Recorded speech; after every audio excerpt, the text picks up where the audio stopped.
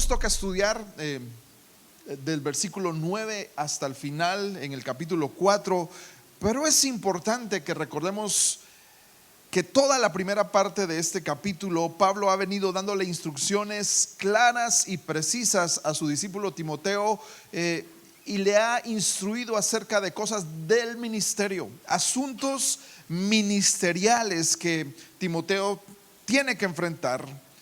Pero a partir del versículo 9, el tono en que Pablo le habla se pone mucho más personal. Empieza a hablar en estas palabras finales y despedida de esta última carta de Pablo de una manera con mucho amor hacia su discípulo amado. El capítulo 4, que terminamos de estudiar hasta el versículo 8 la semana pasada, quisiera que lo leyéramos para recordar qué es lo que Pablo le viene diciendo a Timoteo. A partir del versículo 5, dice el capítulo 4 de la segunda carta a Timoteo así, y eso lo estudiamos hace 8 días. Pablo le dice: pero tú, Timoteo, sé sobrio en todo, soporta las aflicciones, haz obra de evangelista, cumple con tu ministerio, porque yo ya estoy para ser sacrificado y el tiempo de mi partida está cercano. He peleado la buena batalla, he acabado la carrera, he guardado la fe. Por lo demás, me está guardada la corona de justicia, la cual me dará el Señor juez justo en aquel día, y no solo a mí, sino también a todos los que aman su venida. Y fíjate cómo ahora, a partir del versículo 9, Pablo cambia el tono de lo que va a decir y empieza a hablarle de una manera personal a Timoteo. Dice el versículo 9, empieza diciéndole: procura venir pronto a verme. Pablo, este gran hombre de Dios, un hombre que no tenía miedo de predicar el evangelio, aún en las circunstancias más difíciles de su vida, todo lo hemos visto. Alguien que fue golpeado, alguien que soportó burlas, desprecios, pedradas, azotes. Pablo lo soportó absolutamente todo. Ahora, ¿desde dónde está escribiendo esta segunda carta? Desde un calabozo, desde la cárcel en Roma, y le pide una cosa a Timoteo. Todo lo demás que le ha pedido tiene que ver con el ministerio, pero ahora le dice: procura, Timoteo, venir a verme. Timoteo, haz todo lo que está en tus manos para venir a visitarme en donde estoy. ¿Por qué le hace esta petición? Bueno, por dos razones fundamentales. La primera, porque está solo.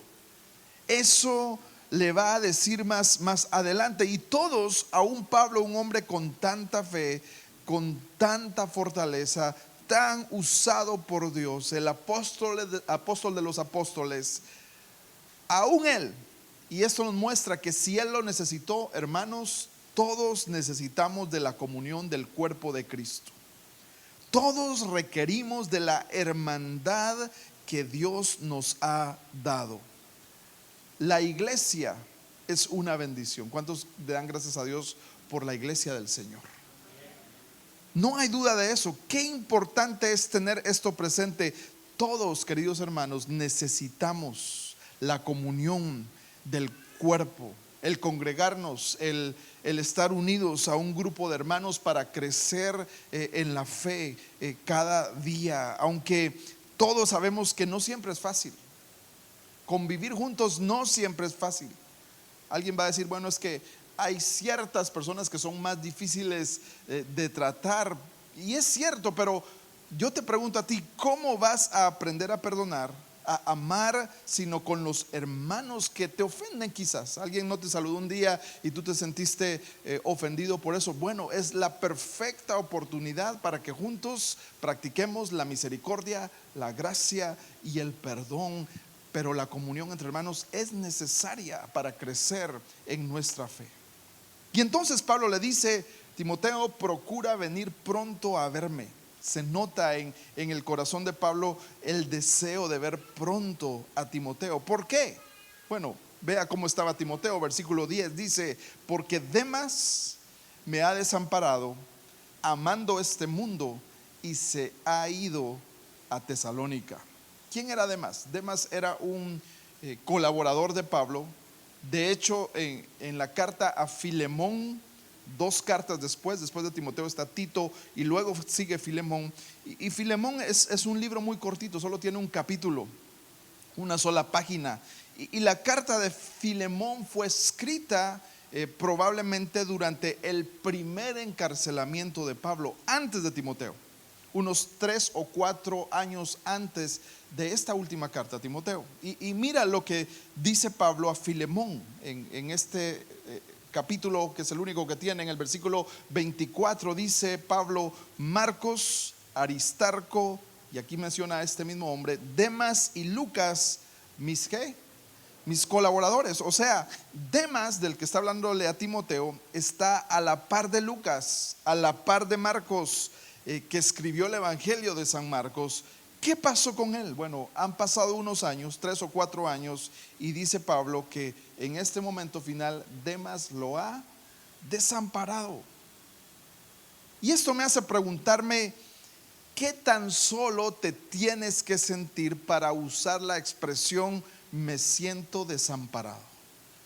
Así se sentía Pablo en sus últimos días. Dice el versículo 10: me ha desamparado amando ese mundo y se ha ido a Tesalónica. Pero debemos tomar en cuenta que no necesariamente es que Demas ahora odie a Dios. No es que se fue al mundo totalmente. No necesariamente. Es más, tal vez se fue a Tesalónica a visitar a los hermanos que estaban allá y seguir su llamado en ese lugar. Porque la verdad, hermanos, el ser compañero del apóstol Pablo, no cualquiera estaba listo para hacerlo. No debía ser algo muy cómodo. Ser compañero de Pablo requería de no estar en un lugar por mucho tiempo, porque Pablo viajaba constantemente. Seguramente los que eran sus compañeros tampoco tenían una estabilidad económica, porque no podían trabajar en algún lugar por mucho tiempo. Y no solo eso, al ser compañero de Pablo, no sabías si en este viaje que harías con él, habían varias opciones y no sabías cuál te tocaba. Probablemente te agarrarían a golpes o a pedradas, o quizás por predicar en la ciudad a donde iban terminarías preso con Pablo. Esa es la historia de Pablo. Sufrir por el evangelio. Así han estado los colaboradores de Pablo, y probablemente Demas se cansó y dijo: ¿sabes qué? Me voy a Tesalónica.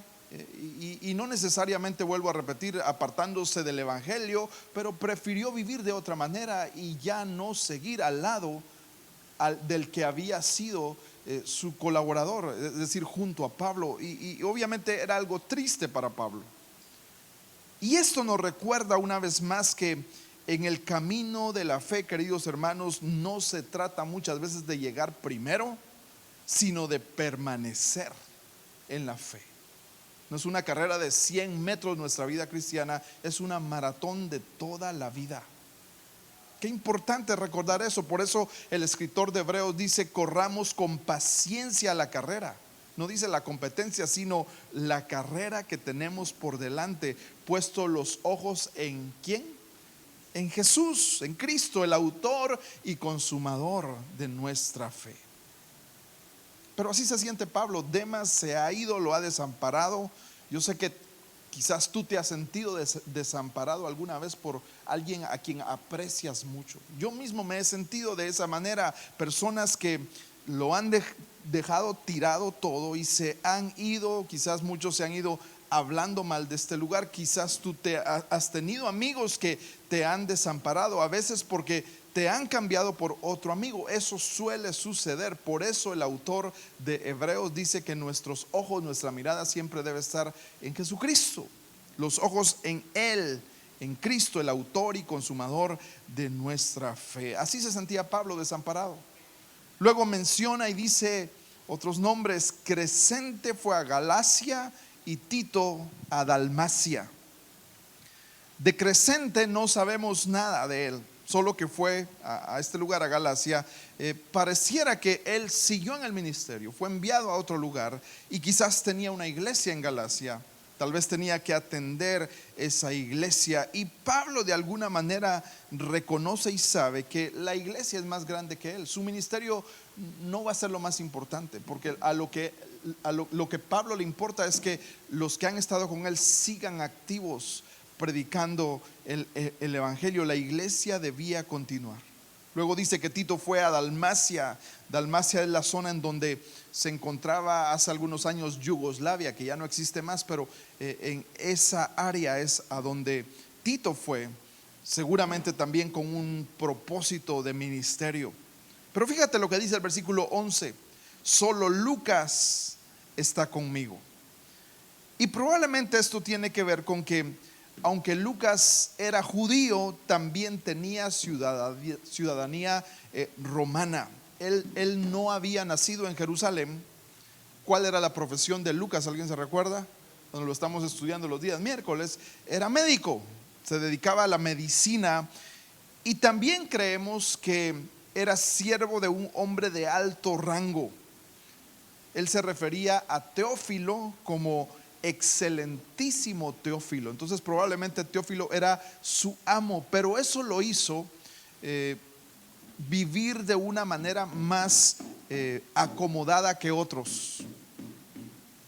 Entonces tal vez por ese tipo de razones Lucas puede y tiene el privilegio de estar en la cárcel. No tiene riesgo de quedar preso con Pablo por su ciudadanía, por su estatus, por su profesión. Es tratado de una manera más especial que otros. Entonces él lo puede acompañar en la cárcel. Por eso dice que Lucas está allí.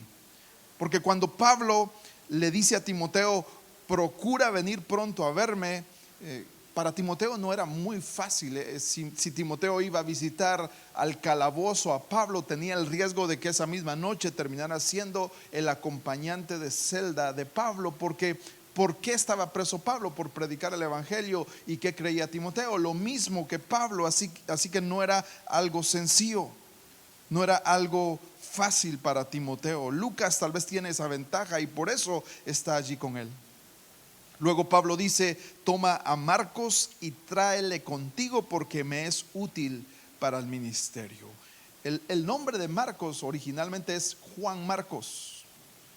Fue en casa de mamá de Marcos en donde se reunían a orar en el aposento alto de los Hechos. Eso es lo que el libro de Hechos nos describe. Pero algo sucedió entre Pablo y Marcos cuando Juan Marcos tuvo un desacuerdo fuerte con Pablo, y esto sucedió muchos años antes. Y esta historia es muy interesante. Cuando ellos eran jóvenes, si usted lo quiere leer en su casa, lo puede leer en Hechos 13, pero Hechos 13 nos habla de este primer viaje misionero que sucedió. En este primer viaje Pablo sale de Antioquía, de Siria, y salen tres personas. Salen Pablo, Bernabé y Marcos en este primer viaje. Van rumbo a Antioquía, pero a medio camino Marcos se regresó a casa, no siguió adelante en este proyecto. ¿Por qué? No se sabe exactamente por qué. No sabemos qué es lo que sucedió, pero lo que la Biblia nos narra es que un poco antes de eso, antes de que se regresa, lo que había sucedido en este viaje entre estos tres hombres, Pablo, Bernabé y Marcos, fue un cambio de liderazgo. Bernabé, que era el mayor en edad de estos tres hombres, era el que dirigía la expedición, era el que dirigía el viaje al principio. Pero hay un relato que nos dice que en Chipre, aquí en Hechos 13, hay un cambio de liderazgo. Y entonces Pablo toma el papel de líder, ya no Bernabé, sino que Pablo. Y Bernabé dice: bueno, está bien, no hay problema, de aquí en adelante tú vas a dirigir el viaje. Pero parece que a Marcos, no le gustó la idea y se molestó con este cambio de idea. Y tal vez esa fue la razón por la cual él se regresa molesto y ya no continúa con estos dos otros hombres que fueron Bernabé y Pablo en este primer viaje. Luego, cuando están, y pasó esto, ellos siguen adelante, terminan el viaje. Cuando están más adelante por planificando el segundo viaje misionero, Pablo le dice a Bernabé: bueno, vamos a ver cómo están las iglesias que plantamos en el primer viaje y tenemos que visitarlas. Y Bernabé dice: perfecto. Déjame mandarle un WhatsApp a Marcos para que prepare sus maletas y que venga con nosotros. Y entonces tienen un problema, porque Pablo le dice: no, ni se te ocurra, porque ese muchacho no vendrá nunca más con nosotros. Es alguien inestable, no es confiable, nos dejó tirados a medio viaje, así que no, tenemos que esperar que madure, y cuando madure quizás en otro viaje él puede venir con nosotros. ¿Y saben qué le contestó Bernabé? No, tú no tienes la razón, Marcos tiene que venir con nosotros. Y Pablo dice no, y Bernabé dice pues claro que sí. Entonces tuvieron este desacuerdo, y la Biblia es muy elegante para describir esto, porque en vez de que la Biblia nos diga tuvieron un tremendo lío, no lo dice así, pero dice tuvieron un conflicto no pequeño. Entonces como que está maquillado bonito, pero realmente sí tuvieron un problema grande, porque los llevó a separarse. Bernabé y Pablo, el equipo más importante de misiones que había existido, se separa en ese momento por culpa o por causa de ¿quién? De Marcos. Y yo me imagino que al llegarle la noticia de esto a Marcos, él dijo: bueno, la verdad es que metí la pata, porque por tener un carácter inestable, por enojarme, por alterarme y no sujetarme a la autoridad, provoqué este tremendo lío, y seguramente él reconoció su error. Pero ¿cuánto le dan gracias a Dios? Porque Él siempre tiene misericordia de sus hijos, y Él siempre tiene misericordia de nosotros, porque ¿cuántos de nosotros aquí no nos hemos equivocado? Todos, no hay nadie perfecto, pero aún así, hermanos, si hoy estamos acá presentes es porque Dios ha tenido misericordia de nosotros. Y no se nos dice ni cómo ni cuándo, pero más adelante, gracias a Dios, Marcos y Pablo se reencontraron de nuevo. Cuando leímos en Filemón, Pablo dice: Marcos es mi colaborador, Demas es mi colaborador, Lucas es mi colaborador. Ya Marcos en ese momento no era el muchacho inestable, iracundo, inexperto, inmaduro. Ahora nuevamente era colaborador de Pablo. ¿Qué fue lo que sucedió? Probablemente, y lo más seguro es que los dos tuvieron que cambiar, madurar y reconocer sus errores. Tal vez Marcos le dijo: Pablo, quiero que sepas que metí la pata, perdóname, era muy joven, inmaduro, impulsivo y actué mal. Y tal vez Pablo le pudo haber contestado: tú también perdóname, yo sé que yo soy demasiado duro a veces y exijo muy fuerte las cosas, así que también perdóname. Y ahora la historia termina bien, porque al final de su vida, en sus últimas letras que escribe a Timoteo, Pablo sabe que va a morir, pero aún allí dice: Marcos es útil para el ministerio. ¿No es esto maravilloso? Al final de sus días ellos terminaron en paz. Y qué maravilloso es reconocer que Dios no nos desecha, aunque hayas metido la pata, aunque te hayas equivocado. Dios te dice: tus pecados están pagados. Eso fue lo que hizo la cruz por ti, pagar tus pecados, tus errores. Hay esperanza y hay misericordia. Y ahí está Pablo pidiendo por Marcos para el ministerio. Dice el versículo 12 a continuación: a Tíquico lo envía a Éfeso. No se sabe mucho de Tíquico, se menciona en Colosenses, pero no hay mucha información de él. Versículo 13, y esto es muy interesante, porque vea este favor que Pablo le pide a Timoteo, algo muy personal. Le dice: trae cuando vengas el capote que dejé en Troas, en casa de Carpo, y los libros, mayormente los pergaminos. ¿En dónde estaba preso Pablo? En un calabozo.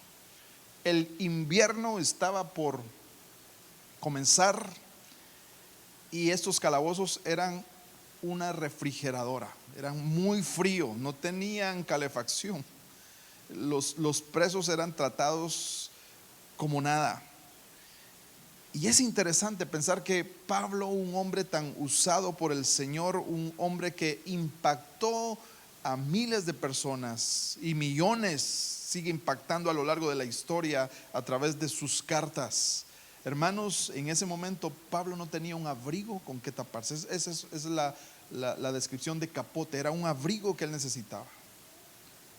Algunos piensan que fue en casa de Carpo en donde fue tomado preso y no pudo traerse ni su Biblia, bueno, no había Biblia, pero pergaminos, ni su abrigo, y por eso es que le dice ahora: Timoteo, tráeme mi Biblia y mi abrigo, que la dejé en ese lugar. Pero Pablo, te van a matar, ¿para qué quieres tu Biblia si ya te quedan poquitos días de vida? Bueno, él sabe que aunque va a morir, necesita la fortaleza del Señor, necesita las escrituras para fortalecer su fe aún en sus últimos días de vida. ¿Será que nosotros necesitamos las escrituras cada día? Hermanos, son nuestro alimento espiritual, es lo que necesitamos comer para permanecer firmes. Él las necesitaba, aunque sabía que sus días estaban muy cortos. Y dice el versículo 14: Alejandro el calderero me ha causado muchos males, el Señor le pague conforme a sus hechos. De este Alejandro no sabemos mucho, hay diferentes Alejandros en la Biblia, así que no se sabe cuál de estos Alejandros era. Lo único que nos dice que era el calderero, es alguien que trabajaba con metales. Y dice que Alejandro, lo que le había hecho, dice: me ha causado muchos males, el Señor le pague conforme a sus hechos. Y esta afirmación de Pablo es muy fuerte para él. Ahora, yo sé que Pablo no es ingenuo para saber que todos somos malos. La Biblia nos enseña que todos somos pecadores, y los que somos hijos de Dios somos pecadores alcanzados por la gracia del Señor. Y Pablo lo sabe, pero se refiere a Alejandro como alguien muy especial, diciendo: esta persona, Alejandro, sí me ha hecho muchos males. Algunos creen que fue quien lo denunció para que lo apresaran, y siempre estaba detrás de Pablo buscando que no estuviera libre predicando el evangelio. Entonces seguramente era alguien en contra del evangelio, porque dice en el versículo 15: guárdate, le dice a Timoteo, tú también de él, pues en gran manera, que lo que había hecho se ha opuesto a nuestras palabras. Qué interesante este pensamiento, porque esto nos muestra que todos necesitamos guardar nuestro corazón de personas peligrosas para nuestra fe. Tal vez no peligrosas para nuestra vida física, no es que nos vayan a hacer daño físico, pero debemos estar, hermanos, alertas y despiertos. ¿Quiénes son nuestras amistades? No podemos tener amistades con personas que realmente son un peligro para tu vida, porque odian el evangelio, porque quieren alejarte de tu fe. No estoy diciendo de hermanos que sean problemáticos, no, a ellos tenemos que ayudarles, orar por ellos, crecer juntos en la fe, pero estoy hablando de personas que literalmente están en contra de Cristo y vienen a ser un peligro para tu fe, gente que te aleja de Dios, que está en contra del evangelio y no le hacen ningún bien a tu fe. Es por eso que Pablo le dice a Timoteo: no te metas con él, hazte a un lado, guárdate de esta persona. El problema para Pablo no es que se oponía a ellos. Si alguien se opone a mí y a mis pensamientos, no hay problema, pero el problema es que se estaba oponiendo ¿a qué?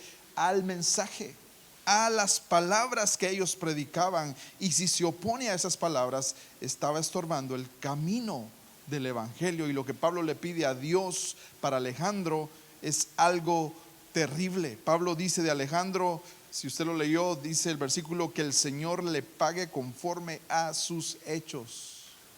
Yo te pregunto, ¿quiénes le podrían decir eso al Señor? Señor, te pido que me pagues conforme a mis hechos.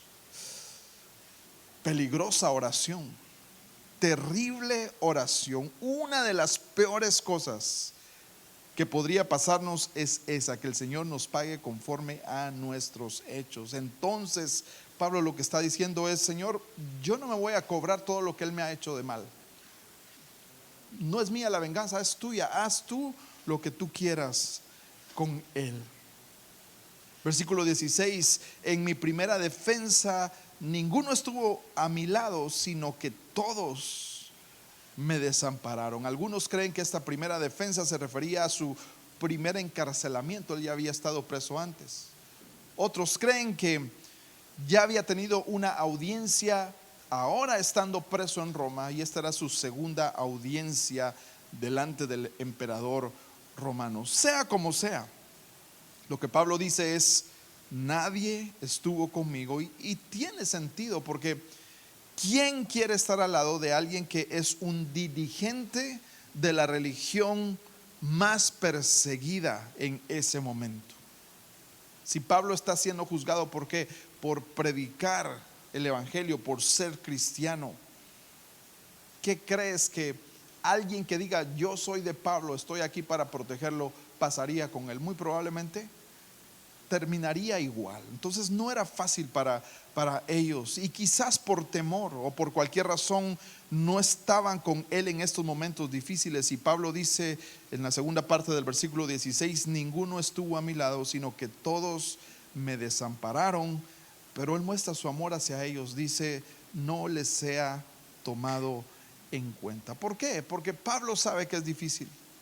A veces el miedo puede invadir nuestros corazones, y Dios no está peleado con nuestra humanidad. Dios conoce nuestro corazón. Pablo ora por ellos, pero dice en el versículo 17, y esto es lo más importante para Pablo: pero el Señor estuvo a mi lado y me dio fuerzas para que por mí fuese cumplida la predicación y que todos los gentiles oyesen. Y es muy interesante esto, porque Pablo en esa audiencia, en vez de decir no, ¿saben qué? Ya no voy a predicar, yo me voy a retractar de mis palabras para salir libre de la cárcel. No, él no les dice eso. Lo que Pablo dijo es: ¿quieren saber por qué estoy aquí? Porque yo anuncio esto, que todos somos pecadores, pero que en nuestro pecado Dios vino a mostrarnos misericordia, pagando el precio en la cruz, porque la paga del pecado es muerte. Pero Dios no quiere que ustedes mueran, sino que Él vino como hombre a morir en su lugar. ¿Y qué hizo aún en la audiencia? Él les predicó el evangelio.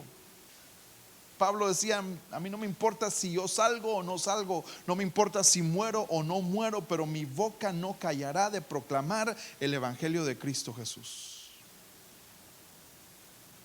Escuchen el evangelio. Y dice a continuación, versículo 17: así fui librado de la boca del león. Algunos creen que literalmente en alguno de sus apresamientos él fue literalmente arrojado al circo romano, y los leones no se lo comieron, tal como sucedió con Daniel en el foso de los leones. Aunque esto no es seguro, porque no aparece registrado en ningún escrito, no dice esto.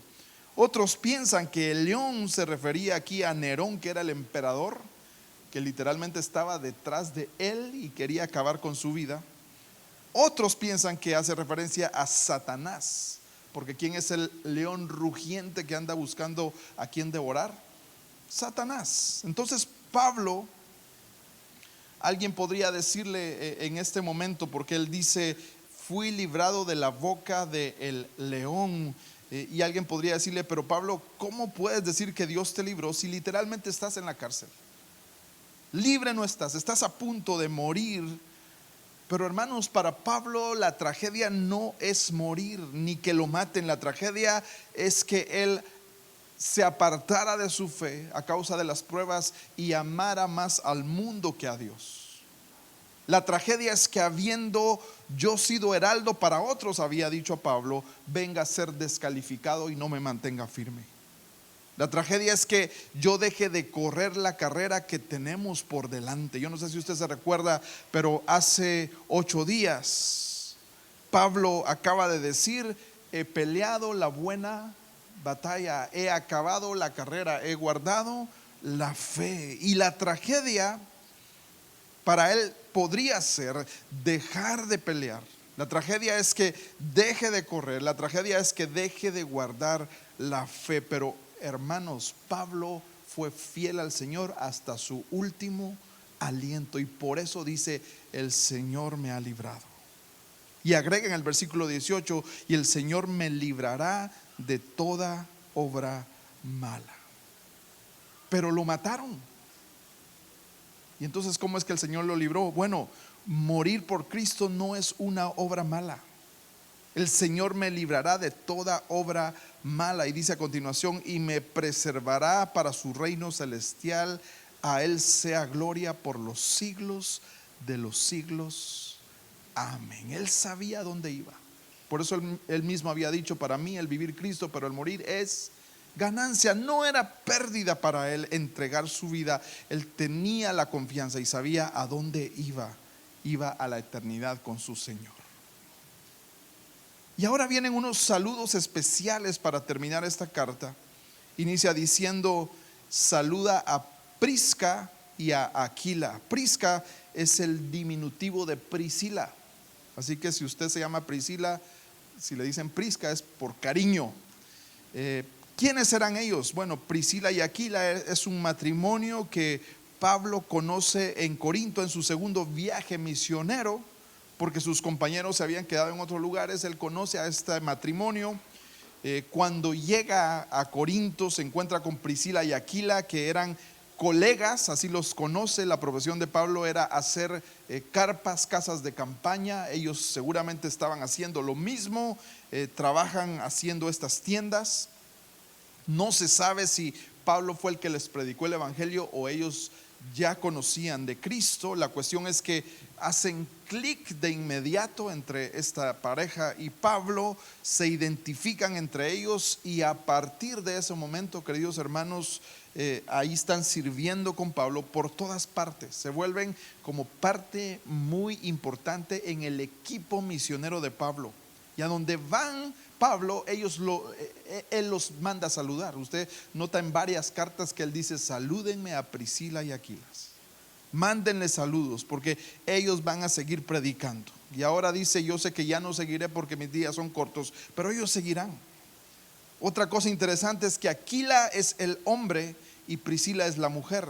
Normalmente tendría que decir siempre Aquila y Priscila, pero en los saludos en diferentes cartas a veces dice Aquila y Priscila, o a veces Priscila y Aquila. Y eso nos da a entender que el matrimonio es un equipo. A veces la esposa apoya o debe apoyar al esposo, y muchas veces el esposo debe apoyar a la esposa. Somos un equipo.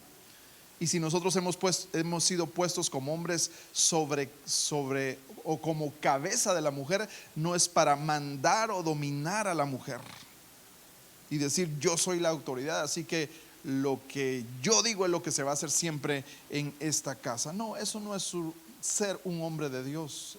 Eso es un macho, un machista. Pero no somos llamados a eso. Somos llamados a vivir en equipo, en aprender a colaborar uno con el otro. El hombre de Dios y la mujer de Dios saben que Dios ha dotado a cada uno en el matrimonio de ciertos dones, de ciertos talentos, de cierta sabiduría, y al final somos uno solo. Hombres necesitamos a nuestra esposa, esposas necesitan a su esposo. Qué bendición es vivir en armonía, y esta pareja vivía así, este matrimonio vivía así. Estaban dispuestos a servir al Señor, eran colaboradores de Pablo. Luego dice: y a la casa de Onesíforo. No saluda a Onesíforo, sino a su casa. Probablemente Onesíforo ya había muerto y solamente manda a saludar a su familia. Versículo 20: Erasto se quedó en Corinto, probablemente también atendiendo a una iglesia, y a Trófimo dejé en Mileto enfermo. Estaba enfermo este colaborador de Pablo, Trófimo. Alguien le podría preguntar: ¿y Pablo, por qué no lo sanaste?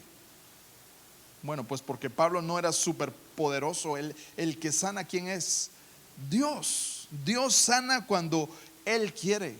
Claro, somos llamados a orar por la sanidad de los enfermos, pero al fin de cuentas el que sana es Dios, no nosotros. La sanidad es algo que depende del Señor. Yo sé que el día de hoy existen muchos tipos de doctrinas que nos dicen, bueno, si estás enfermo es porque tú tienes falta de fe, porque Dios siempre quiere que estemos sanos. Bueno, si eso fuese cierto, Pablo hubiera sanado a Trófimo y no hubiera estado enfermo. Hubiera sanado también a Timoteo, que hemos visto que sufría de enfermedades, de problemas estomacales.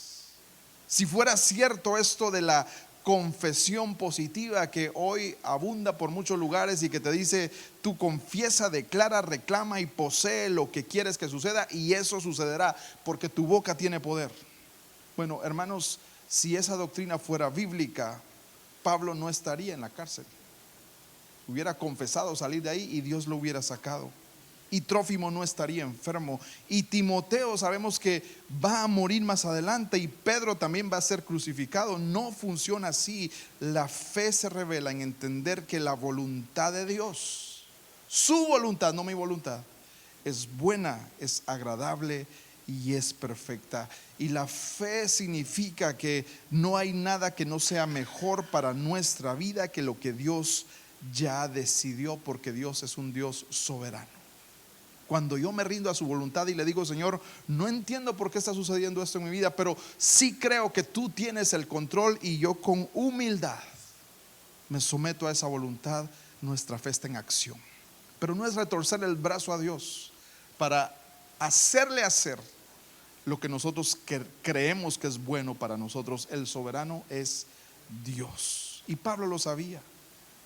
Por supuesto, si estás enfermo quizás por causa de tu pecado, esas son las consecuencias de tus acciones.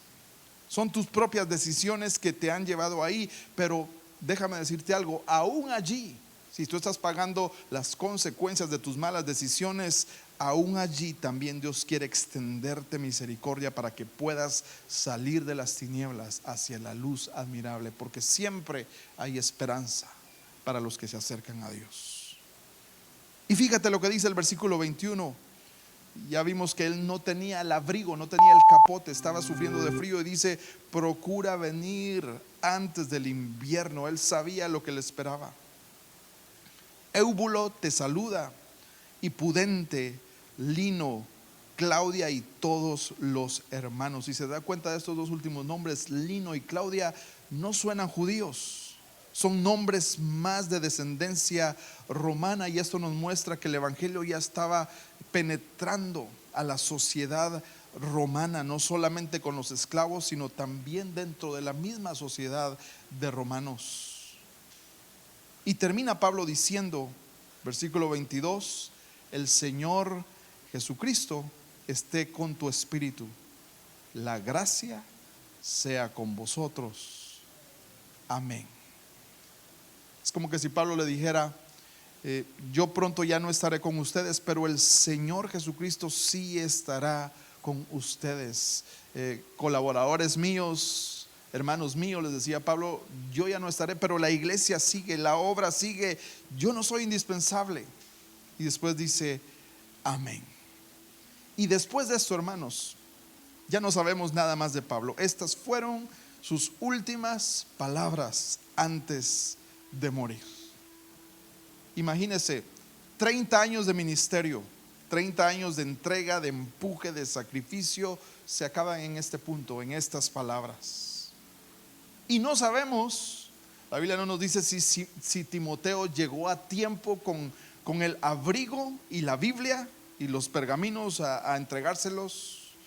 No sabemos si llegó y lo encuentra y lo abraza y le entrega el abrigo antes del invierno y se queda unos días ahí con él, y quizás presencia el momento en el que él sale de la cárcel por la vía donde va a ser decapitado, porque era un ciudadano romano. Por lo tanto, Pablo no pudo haber muerto crucificado, sino que la única manera fue siendo decapitado.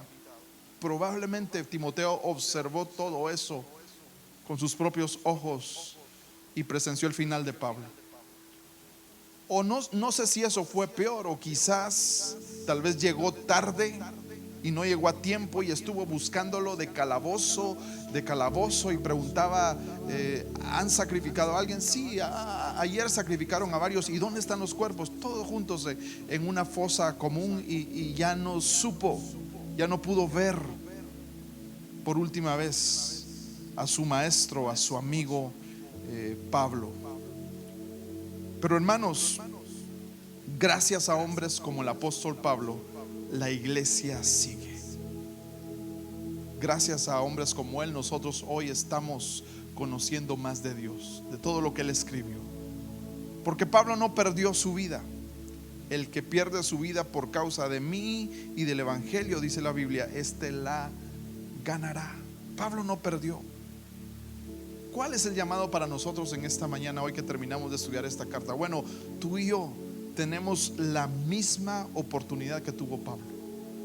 Nuestros días tienen 24 horas igual que las de Pablo. Nuestras semanas tienen 7 días igual que él. Y tenemos muchas cosas parecidas a él. Amigos que nos traicionan igual que él. Amigos que nos abrazan y nos aman también igual que él. Tenemos a un Señor y a un Dios que nos perdona y nos extiende su misericordia, tal como lo hizo con Pablo. Que quieren hacer una obra, un Dios que quiere hacer una obra, que quiere que tu vida cuente para la eternidad, no solamente en esta vida terrenal, sino en lo que viene después. Y entonces, ¿qué debemos hacer para poder decir un día: he peleado la buena batalla, he acabado la carrera? Bueno, tenemos que hacer lo mismo que Pablo hizo. ¿Y qué hizo Pablo? Bueno, lo que Jesús dijo. Yo no sé si usted se recuerda, pero el primer encuentro que Pablo tiene con Jesús, cuando él era Saulo de Tarso y era perseguidor de los cristianos, allí iba Pablo, y cuando se encuentra con él la primera vez camino a Damasco, a mediodía, una luz más brillante que la del sol lo bota de su caballo. Pablo cae y dice: ¿quién eres, Señor? Pablo sabía que era el Señor, pero no le conocía. Por eso le pregunta: ¿quién eres? Quiero conocerte. Y esa pregunta, hermanos, lo acompañó toda la vida, porque cada día él seguía conociendo más y más y más a su Señor. Antes de morir, ¿qué fue lo que le pide a Timoteo? La Biblia. Quería conocerle más. Entonces yo creo que hoy es un buen día para caer como Pablo cayó y decirle a él: ¿quién eres, Señor? Tal vez alguien dirá que Señor, te conozco un poco, pero anhelo conocerte más. O alguien tal vez dirá: no te conozco nada, pero quiero conocerte. ¿Quién eres? Ayúdame a conocerte más. Esa es nuestra primera respuesta delante de él, tal como Pablo lo hizo. Y la segunda pregunta que Pablo hace es: ¿qué quieres que yo haga? Porque cuando entendemos quién es él, si ya sabes que él es el Dios fuerte, Padre eterno, todopoderoso, admirable, consejero, Padre eterno, príncipe de paz, el alfa y la omega, el principio y el fin, un Dios amoroso, un Dios bondadoso, un Dios misericordioso, al conocer quién es el que nos ha llamado, y déjame decirte, si tú estás aquí hoy es porque él te está llamando, ¿cuál debería de ser nuestra reacción? La misma de Pablo. Y aunque ya le conozcamos de tiempo, cada día debemos preguntarle eso: Señor, ya te conozco, sé quién eres, entonces, ¿qué quieres que yo haga para ti, Señor? Y yo creo que hoy es un buen día para decirle: Señor, ¿qué quieres que yo haga? Aquí estoy, Señor, toma mi vida, perdóname, porque muchas veces yo sé qué hacer y no lo hago. Me rebelo en contra de ti, pero quiero arrepentirme. ¿Sabes por qué? Porque un día nuestra vida terminará en esta tierra, como la de Pablo. Un día alguien, y esto suena muy fuerte, pero es la verdad, alguien cerrará la caja tuya y dirá: amén, aquí terminó su historia. Solamente Dios sabe cuándo, pero el tiempo que nos queda, hermanos,